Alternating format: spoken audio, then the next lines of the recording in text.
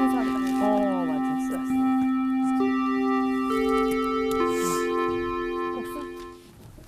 와! 자, 안녕하세요. 안녕하세요. 네. 우리 요한 학생 이번 주도 또 보네요. 아니요, 안녕하세요. 지난주에 끝나고 그 얘기 하더라고요. 네. 성태근 선생님 수업을 들으면 너무 이 성경적 깊이가 더해져서 자기도 모르게 들으면서 입이 이렇게 벌어진대요. 이러고 번다고. 그래서 맞아요, 한 주 더 맞아요. 나오라고. 그래요? 권유했죠. 네. 아유, 환영합니다. 예. 제 수업이 더 깊이가 있는 건 아니고 깊이 은혜를 받으니까 그렇게 느껴지는 걸 거예요. 아유, 은혜 너무 받아서 좋습니다. 복습도 직접 준비했다고요. 그래요? 네. 여보세요.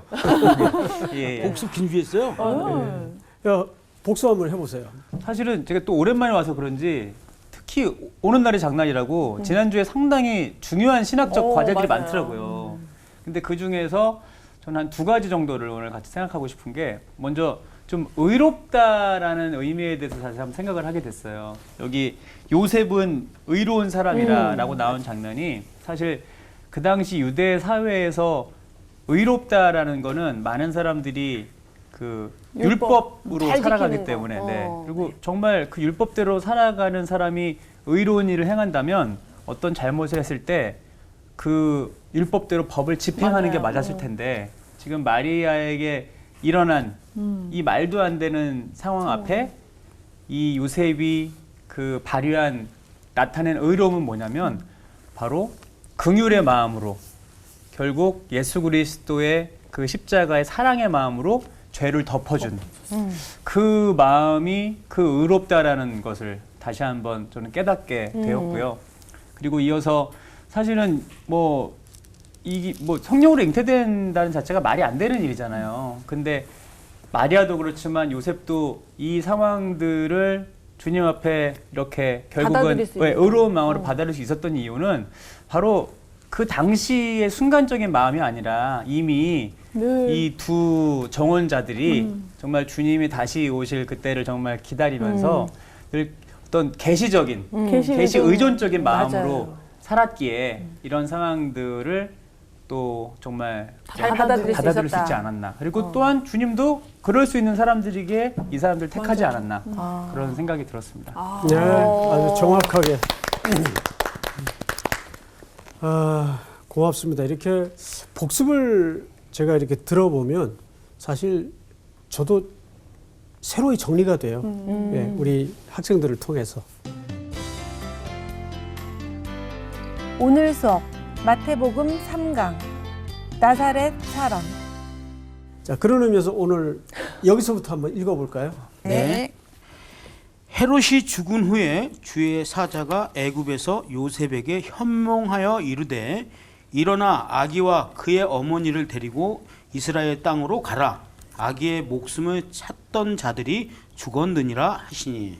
요셉이 일어나 아기와 그의 어머니를 데리고 이스라엘 땅으로 들어가니라. 그러나 아켈라오가 그의 아버지 헤롯을 이어 유대의 임금됨을 듣고 거기로 가기를 무서워하더니 꿈에 지시하심을 받아 갈릴리 지방으로 떠나가 나사렛이란 동네에 가서 사니 이는 선지자로 하신 말씀에 나사렛 사람이라 칭하리라 하심을 이루려 함이로라. 예, 아주 잘 읽었어요. 자, 지난주는 우리 요한 학생이 얘기한 것처럼 좀 신학적 담론이 굉장히 많았죠. 특별히 이제 복습에는 조금 생략이 됐지만 처녀라는 그 번역상의 의미 굉장히 중요한 신학적 이슈였습니다. 자, 마찬가지로 이제 오늘 내용도 본문은 짧지만 사실 2장 전체를 한번 아우르는 시간을 좀 갖도록 하겠는데, 자, 오늘 19절에 보시면 현몽하다. 네. 현몽하다. 우리 향기 학생, 그 현몽한다라는 말이 사실 요즘 쓰는 말은 아니죠. 네. 근데 어떻게 이해하고 계세요? 꿈으로 보여준다. 예, 정확하게 단순하게 꿈으로 보여준다. 그런데 사실 그 의미가 오늘 독자들에게 또 많은 혼란을 줄 수가 있어요. 이것도 아니에요. 꿈을 신봉하는 사람들이 주변에 많죠. 맞아요. 예. 그렇죠. 이 당시에는 꿈으로 하나님이 계시하실 수가 있었어요. 네. 왜 그렇다고 보세요? 이상한 성령님이 아직 오시기 전이기 때문에 그때는 예수님이 성경책이 그렇게 없었기 직접적인 계시를 뭐라고? 아, 성경책이 그때는 없어서. 그때는 완성된 성경이 없었기 때문에 그러니까 성경이 완성되지 않았기 때문에 하나님이 직접 이렇게 꿈을 통해서든지 선지자의 입을 통해서든지 예고하고 계시할 수가 있었죠. 네. 그러니까 오늘날에는 이런 특별 계시가 있을 수 없는 것이 오늘날에 마지막 최고의 특별 계시는 성경이에요. 네. 그러니까 우리가 복음주의적이다, 개혁주의적이다 여러 가지 표현을 쓰지만 막론하고 이제는 성경 외에 또 다른 계시를 주장하거나 믿는 것은 분명히 이단입니다. 네. 성경 외에는 다른 계시가 있을 수가 없어요. 네. 그래서 성경에 보면 모든 성경은 하나님의 감동으로 된 것이라고 했어요. 네. 그 글을 쓸 때에는 모든 성경이 완성되어 있지 않았지만 네, 네, 네. 거기 모든이라는 말은 앞으로 완성될 것까지 다. 것까지 다 포함해서 모든 성경이에요. 그러니까 이 성경 외에는 다른 계시가 있다 없다. 없다. 이거는 평생 기억하세요. 네. 그래서 이 당시에 현몽하다라는 말은 꿈에 하나님이 지시를 하신다는 말이 맞는데 그러면 오늘날에도 그런 특별한 계시적 방법을 쓰시는가? 없다. 이제는 그럴 필요가 없다 그 말이에요. 네. 이런 개념의 차이를 좀 이해하시면 좋을 것 같아요. 이제는 그러지 않으신다라는 표현보다는 그럴 필요가 없다. 그렇죠. 예, 좀 워딩이 다르죠? 네. 예. 자, 그러면 본문을 좀 보십시다. 헤롯이 죽은 후에 자, 여기 헤롯은 어떤 헤롯을 얘기하냐면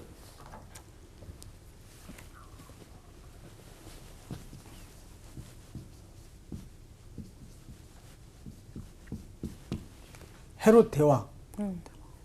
이 대자를 붙일 수 있는 헤롯은 이 헤롯밖에 없어요. 네. 이게 바로 예수님 태어난. 탄생 시, 탄생 때 헤롯이에요. 근데 이 헤롯 밑에 많은 헤롯들이 헤롯들이 있어요. 그 여기 뭐 좀 사이코 기질적인 헤롯도 있고, 근데 우리가 기억할 헤롯은 요 세 명의 헤롯입니다.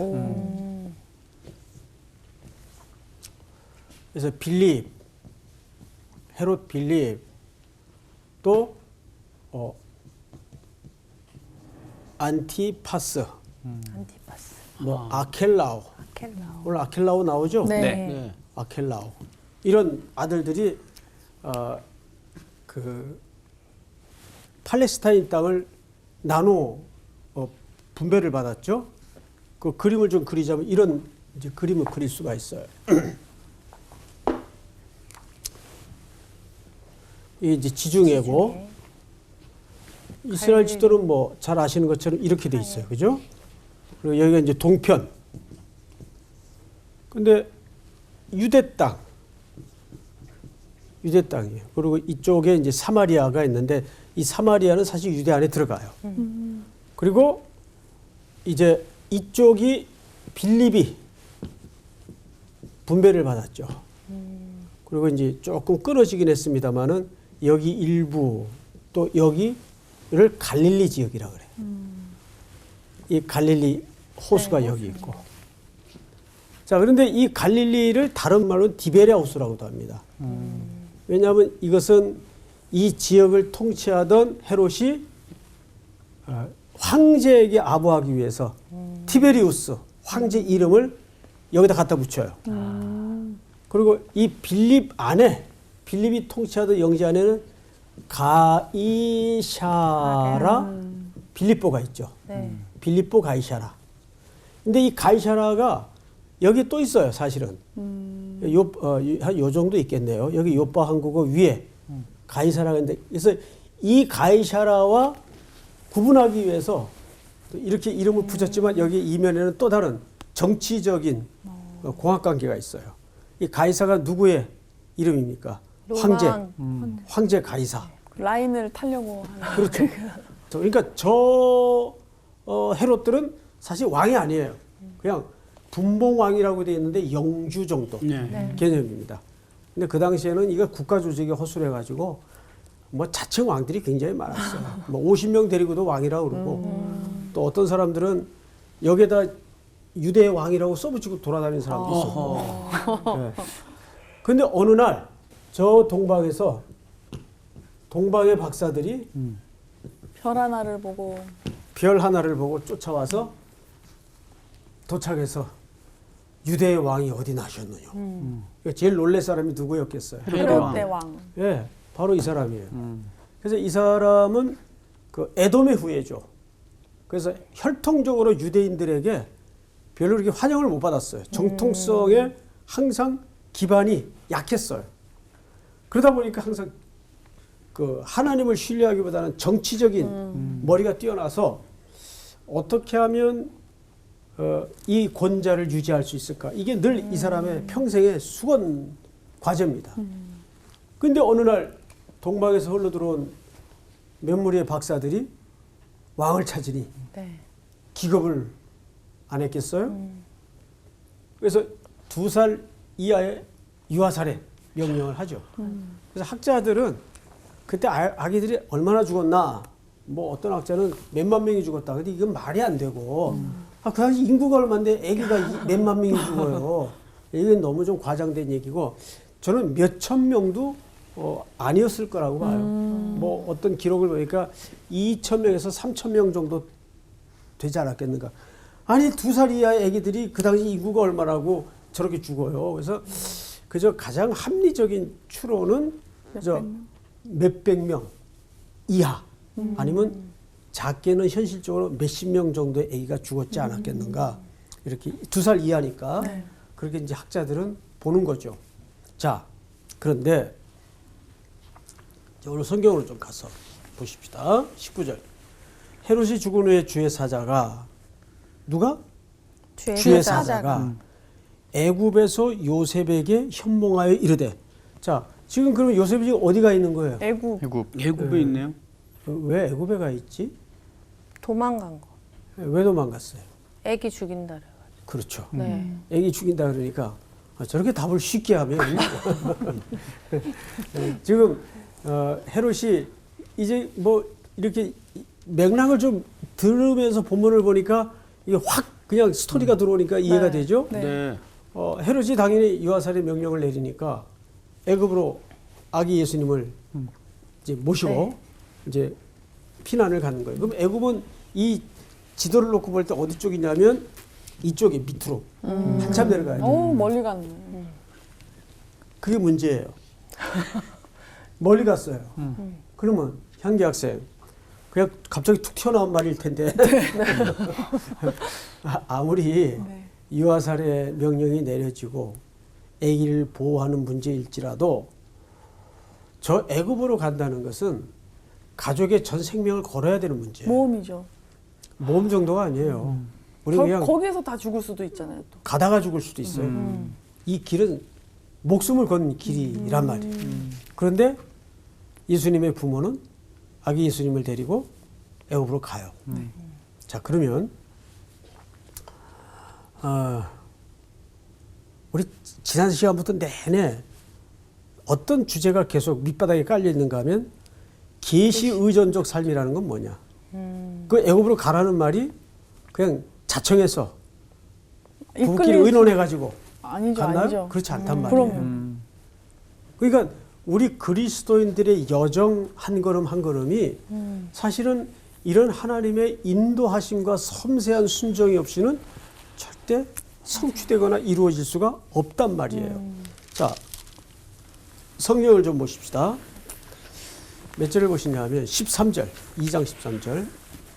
그들이 떠난 후에 주의 사자가 요셉에게 뭐하죠 또? 현몽하여 이르되 헤롯이 아기를 찾아 주기를 하니 일어나 아기와 그의 어머니를 데리고 어디로 피하여? 애굽으로. 예. 그래서 살기 위해서 애굽으로 가요. 네. 근데 자, 이거 보세요. 애굽으로 가는 것은 성경 전체 맥락에서 볼 때는 하나님이 싫어하는 행로예요. 근데 여기서 중요한 거는 그럴지라도 주님이 가라 그러면 그게 오는 거예요. 가야 되는 거. 먼저 주님이 오라야지 우리의 판단이 근거가 돼서 옳고 그름이 아니에요. 네. 그러니까 주님이 가라 그러면 가고 서라 그러면 서는 거예요. 또 돌아오라 그러면 돌아오는 거예요. 우리의 삶이 그렇게 예민하게 깨어져 있어서 순종하기가 쉽지 않아요, 사실. 맞아요.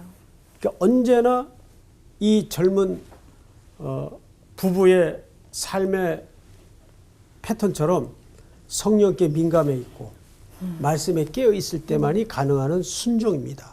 자, 성경을 또 볼까요? 14절. 요셉이 일어나서 밤에 아기와 그의 어머니를 데리고, 여기서도 계속 그의 아내를 데리고가 아니에요. 어머니. 맞아요. 아기의 엄마로 강조를 합니다. 네. 그렇죠? 애굽으로 떠나가 헤롯이 죽기까지 거기 있었으니 이는 주께서 선지자를 통하여 말씀하신 바 애굽으로부터 내 아들을 불렀다함을 이루려 함이라. 놀랍게도 이 과정 하나가 구약의 성취예요. 그렇죠? 네. 자, 근데 15절을 보니까 헤롯이 죽기까지 거기 있었으니 이는 주께서 선지자를 통하여 어떤 선지자인가요? 이게 호세아 선지자예요. 자, 누가 빨리 호세아서 11장을 좀 열어주세요. 우리 요한 네. 학생 한번 읽어보세요. 몇 절이에요? 1절. 이스라엘이 어렸을 때 내가 사랑하여 내 아들을 애굽에서 불러냈거늘. 네. 음, 자, 근데 여기 이스라엘이 어떻게 했을 때, 어렸을 때. 그러면 박유한 학생 네. 들어보세요. 네. 이게 이미 선지자의 글에 예언되었단 말이에요. 네. 근데 이스라엘이 어떻게 됐을 때? 어렸을 때. 어렸을 때. 그러면 지금 마태복음 2장에 그대로 누가 어렸을 때? 예수님이 어렸을 예수님이 어렸을 때. 네. 애굽에서 불러내세요. 그럼 보세요. 예수님은 여기에 누구로도 묘사됩니까? 이스라엘. 그렇죠. 그러니까 지금 예수님은 누구로도 설명이 되죠? 이스라엘. 이게 뭘까요? 왜 예수님이 이스라엘이에요? 그렇게 예수님은 육신의 몸을 입으시고 이스라엘의 고통과 허기와 굶주림과 여정과 뭐 하신다는 얘기입니까? 함께 함께 하신다는 얘기예요. 그러니까 예수님은 이 땅에 오시는 모든 과정과 또 도망과 거기서 불러냄을 입은 모든 것들이 우리 백성들을 구원하시는 그림으로서 설명이 되는 거예요. 네. 이해가 돼요? 네. 소름이네, 소름이야. 네. 자, 보세요. 호세아 11장 1절에 보니까 이스라엘이 어렸을 때. 어렸을 때.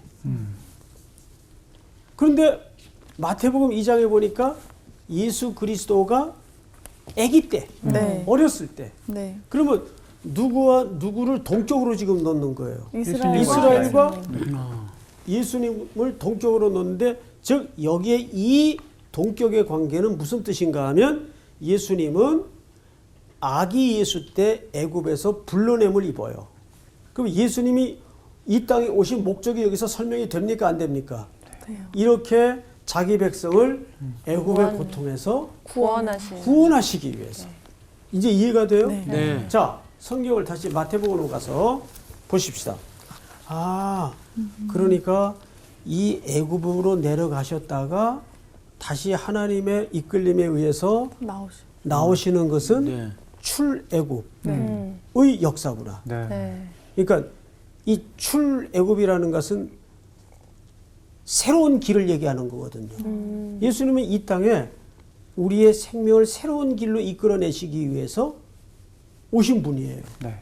그렇게 예수님이 지금 애굽에서 나오세요. 백성들의 고통을 그렇게 이제 이끌고 구원하실 분으로 오신 거예요. 네. 그 그림을 이 과정에서 담아내고 설명하고 싶었던 겁니다. 자, 성경을 보세요. 성경을 16절을 우리 수희 학생 한번 읽어보세요. 이에 헤롯이 박사들에게 속은 줄 알고 심히 노하여 사람을 보내어 베들레헴과 그 모든 지경 안에 있는 사내 아이를 박사들에게 자세히 알아본 그때를 기준하여 2살부터 그 아래로 다 죽이니. 네. 지중해. 지중해. 그 다음에 요단강. 이렇게. 이게 이제 이스라엘 지도의 끝이에요. 근데 아까 여기가 이제 애굽. 네. 예수님이 이제 올라오셔야 돼요. 올라오셔야 돼요. 그러면 아까 이스라엘 땅은 세 등분으로 나눠져 있다 그랬죠? 여기가 이제 유다예요, 유다. 유다. 그리고 가운데가 사실은 갈릴리예요. 네. 여기 조금 일부 있고, 그러니까 이게 둘은 떨어져 있어요. 끊어져 있어요. 그 여기 사마리아, 그 요빠, 여기 뭐 가이샤라, 여기 항구 가이샤라입니다.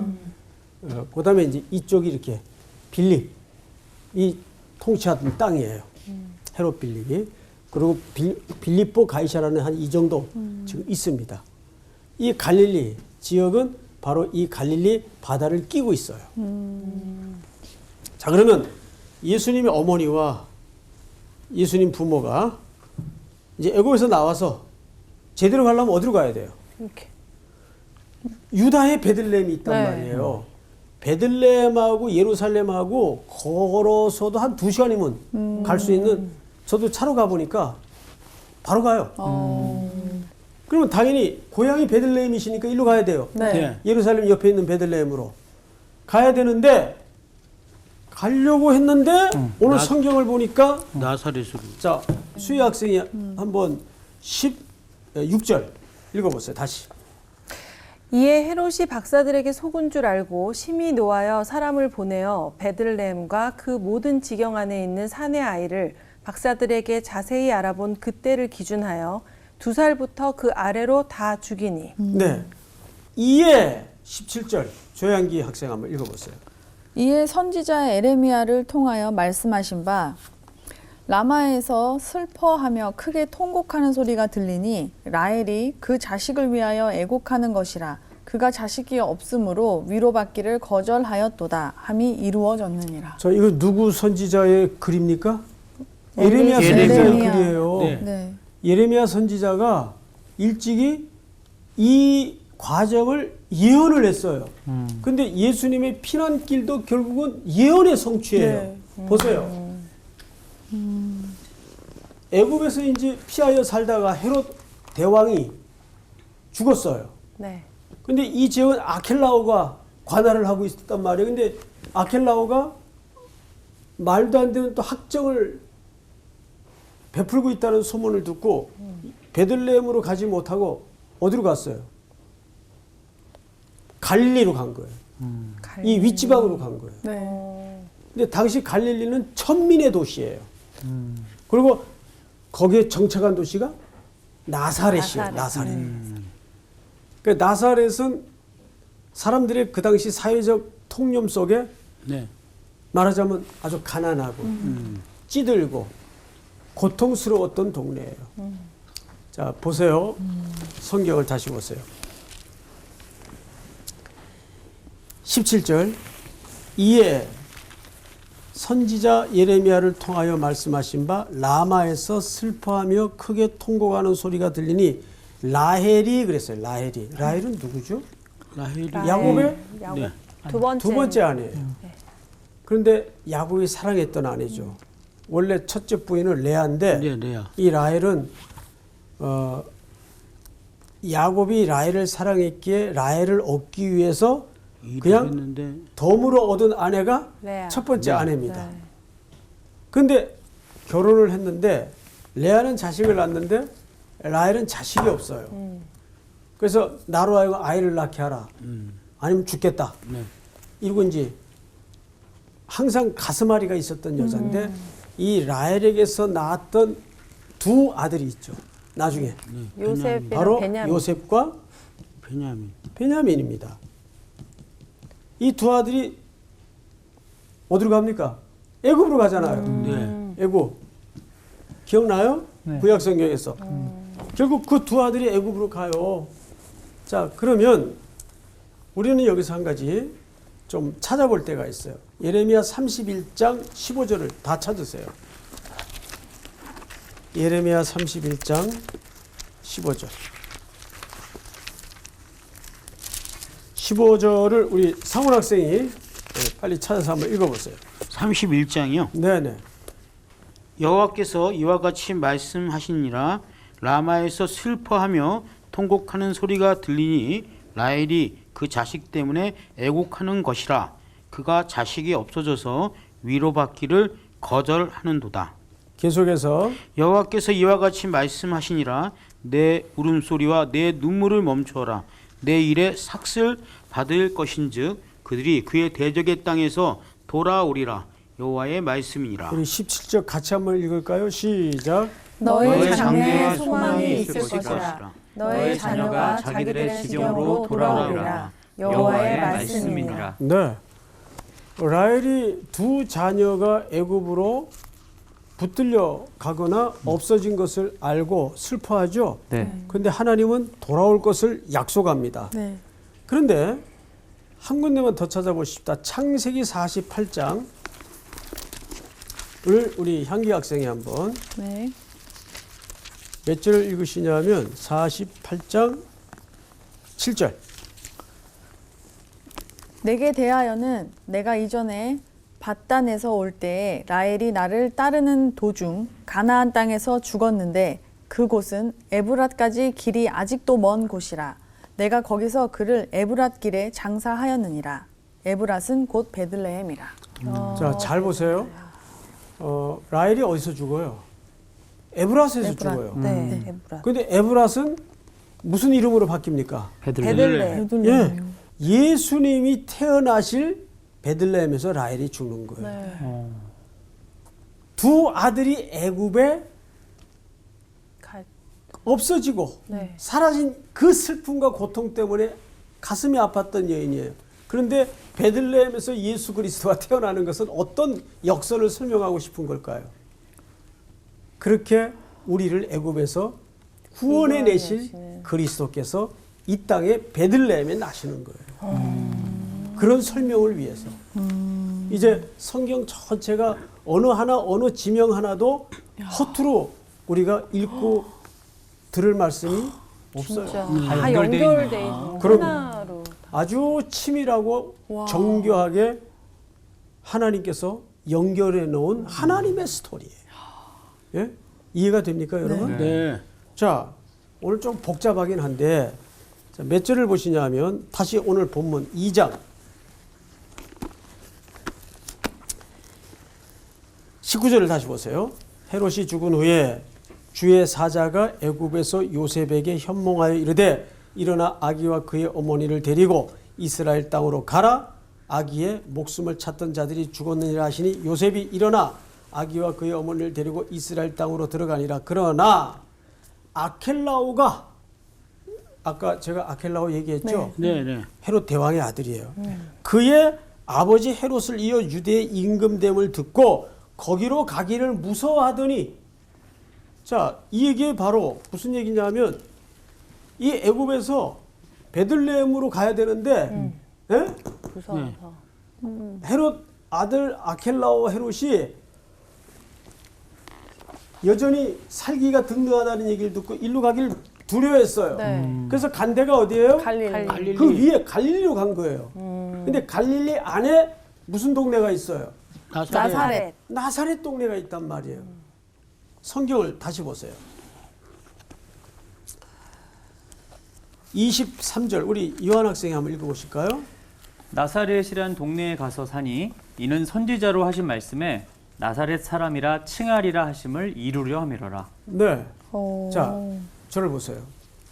근데 이 갈릴리 지역에 있는 나사렛으로 간 것도 그냥 야 어디로 갈까 이게 고민하다 간 거예요. 지시를 따라 간 거예요. 지시를 따라. 이게 전부 지금 누구의 행로예요? 메시아. 하나님의 행로예요. 하나님이 지시를 하잖아요. 다시 오실 그렇죠? 구약을 놓고 봤을 때. 예. 주눅 들지 마시고. 예. 제가 이렇게 막 흥분이 되고 야단치는 오투가 나와가지고 네, 네. 전혀 그런 거 아닙니다. 그렇게 보입니다.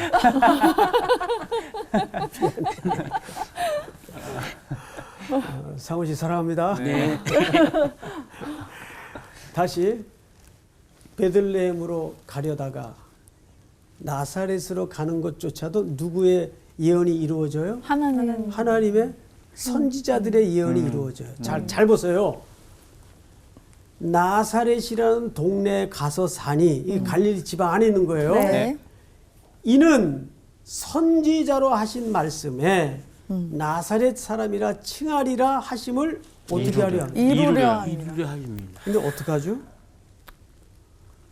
구약에는 이런 없어요? 글이 없어요. 뭐야?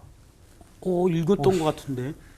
진짜? 찾아봐야 돼. 조퇴시켜 드릴게. 잠시만 한 하루 주십시오. 그러면 이 선지자 누군 거지? 그래서 여기 나사렛 사람이라 칭하리라 이게 혹시 나사렛 예수 그리스도의 이름으로 우리가 명하노니 이게 다 그것도 상관이 있는 거예요? 당연하죠. 자, 여러분. 칭하리라 그래서 우리가 원문으로 보면은 네. 조금 이해가 쉬워요. 어. 여기 23절에 이는 선지자로 우리말에는 단수로 되어 있는데 네. 원문에는 프로페톤 복수예요. 들리구나. 그러면 한 선지자가 얘기한 겁니까? 여러 선지자가 여러 얘기한 선지자가 겁니까? 그렇죠. 여러 선지자가 얘기했어요. 그런데도 이 정확한 문구는 없어요. 그 여러 선지자가 어떻게 얘기를 했을까? 가장 뭐 예를 들면 그렇게 비유로 얘기했을 것 같아요. 가장 낮은 곳에서 온다 아니면 가장 선한 뭐 이런 걸로. 그렇죠. 이 나사렛이라는 말이 구약에는 없어요. 이 말이 이사야서 11장에 보면 네. 자 빨리 이사야. 이사야서 넘깁니다. 네. 1절 우리 수희 학생이 한번 찾아서 네. 11장 1절 이새의 줄기에서 한 싹이 나며 그 뿌리에서 한 가지가 나서 결실할 것이요 그의 위에 여호와의 영 곧 지혜와 총명의 영이요 모략과 재능의 영이요 지식과 여호와를 경외하는 영이 강림하시리니. 자 이거는 오실 메시아에 대한 예언이에요. 네. 네. 근데 1절을 잘 보시면 이새는 누구의 아버지입니까? 다윗. 다윗의 아버지죠. 그 줄기에서 한 싹이 나며 그 뿌리에서 한 뭐가 가지. 여기 가지라는 말이 있어요. 네. 이 가지라는 말이 넷제르. 렛지. 아, 넷제르라는 나사렛이구나. 말인데 넷제르에서 나사렛이 파생이 돼요. 네. 그러니까 이게 무슨 얘기냐면 가지. 이 가지 이 넷제르라는 말인데 여기서 나사렛이 그러니까 구약에는 나사렛이라는 이 단어는 없어요. 없지만 그렇죠? 의미는 있어요, 없어요? 있어요. 있죠. 근데 이 가지가 어떤 의미인가 하면 볼품 없는. 볼품 없는. 그러면 이사야 53장이나 51장에 오실 메시아에 대해서 어떤 묘사가 있어요? 연한 순 같고. 그렇죠. 연한 순 같고 고운 모양도 없으며 볼품이 없다 그 말이에요. 예. 여기 연한 가지처럼. 그런데 나사렛이라는 동네가 그렇게 신약 시대에 생성이 됐는데 어떤 동네예요? 볼품 없는 동네예요. 네. 그러니까 빌립이 내가 오늘 메시아를 만났다. 어디 그러니까 사람이냐? 나다니엘이 뭐라 그랬어요? 그럼 나사렛에서 뭐 나사렛에서 무슨 선한 선한 것이 것이 나요? 나겠냐? 그 얘기예요. 그 요한복음 1장에 나오는 대화죠. 네. 빌립이 내가 오늘 메시아를 봤다. 그러니까 그 나다니엘이 나사렛에서 무슨 선한 게 나오겠냐. 그 정도. 근데 예수님은 이 땅에서 가장 천하고 낮은 동네로 그러니까 그 피하여 가는 도망길마저도 뭐에 대한 성취입니까? 예수님의 예언 네. 성취. 예언에 대한 성취예요. 네. 하나님의 구원의 예언에 대한 성취예요. 그러면 오늘 이 짧은 본문 안에는 벌써 호세아 선지자의 글이 완성이 되는 걸 봐요. 네. 예레미야 선지자의 글이 완성이 되는 걸 봐요. 네. 이사야 선지자의 글이 완성. 완성이 되는 걸 보는데 여기 프로페톤이라는 표현을 보아서 그 내용은 이 세 사람만 설명한 게 아니라 여러 선지자들이. 여러 선지자들을 통해서 이 의미를 설명했어요, 안 했어요? 했어요. 했어요. 설명했다고. 이런 거 보면 저는 우리 오늘날 기독교가 너무 그 엘리트주의에 빠지고 또 고지론적인 의미로 빠지고 이런 거는 굉장히 위기라고 봐요. 우리 그 복음의 진짜 위기는 뭐냐면 나사렛 정신을 잃어버리는 거예요. 그래서 요즘 저희 교회에서 항상 그 고민하는 과제 중에 하나가 뭐냐면 어떻게 이 땅에 소외되고 배제되고 낮은 자들을 향한 긍휼의 손을 펼칠까? 제가 참 생각난 김에 과제를 하나 드릴게요. 교회에서 노숙자 하잖아요. 네. 사회에서도 그러고. 네. 근데 저는 그 어감과 표현이 좀 굉장히 불편해요. 그래서 혹시 그분들을 조금 연대와 공동체의 의미에서 따뜻하게 부를 수 있는 호칭을 한번 한 주간 동안 좀 고민해 왔으면 좋겠어요. 그러면 제가 다음에 또 와야 되겠네요. 고민해가지고. 너무 계속 못 오겠는데. 일단 고민만 제가 이 하고 얘기를 오지 마요. 왜냐하면 네. 몇 년 전서부터 이제 저희 교회 새벽마다 이제 서울역이 가까우니까 맞아요. 그런 분들이 이렇게 네. 한 번, 두 번씩 오시다가 그래서 이제 식당에 같이 밥을 먹기 시작했어요. 네. 근데 그분들에게는 이 내장에 따뜻한 국밥 한 그릇 밀어 넣는 게 큰 거거든요, 하루에. 일상 중에. 그래서 그분들이 점점 부흥되기 시작했어요. 부흥이 돼요. 식당만 부흥이 자꾸 되는 거예요. 우리가 뭔가를 계획에 섬겼던 게 아니에요. 그러니까 상황이 떠밀려서 그러면 이렇게 해드려야 되겠다. 이제 그게 해결이 되면 야, 또 이것도 필요하네. 그러다가 그분들이 거주하는 거주지 문제, 또 이분들이 식사를 하다 보니까 한 번은 20대 노숙자인데 이가 하나도 없어요. 아이고. 아이고. 왜 그런가 봤더니 영양이 다 무너져가지고 이게 다 빠지는 거예요, 이가. 어떡해. 이가 빠지면 여러분 밥을 못 먹어요. 그 당장 속 병 나고. 네. 그래서 그분들 틀릴 또 해드려요. 그 의료 붙어야죠. 그 사람이 먹고 거주할 것만 있다고 또 인간다운 삶을 사는 건 아니잖아요. 이분들이 햇볕 아래 운동도 좀 해야 되고 또 음악도 들어야 되고 이게 인간 아니에요. 이런 것들을 하나하나씩 만들어 가다 보니까 야, 이게 보통 종합적인 그 토탈 케어가 맞아요. 붙지 않고는 어렵겠구나.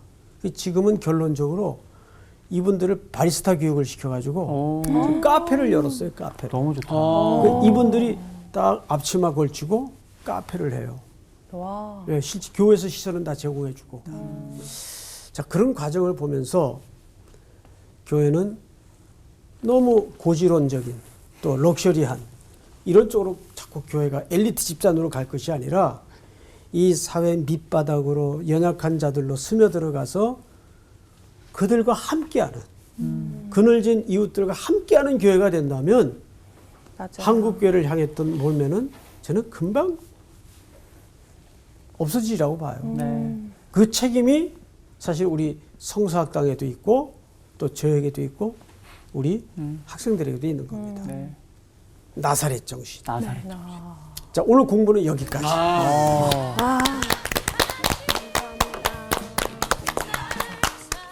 나사렛 정신. 낮은 자리에서 겸손함으로. 그러니까 막 우리가 진짜 지금은 안 그랬는데 예전에는 어느 동네 이름 딱 얘기하면 모든 맞아요. 사람들이 야, 거기. 가장 극빈한 곳 그렇게 다 이렇게 인식을 하고 있었잖아. 선입견들. 맞아. 그 나사렛이 사실은 그 당시에 네. 딱 얘기하면 뭐 그런 지역이었던 거 아니에요. 그렇지. 거기서 어쨌든 예수님이 나셨네. 네.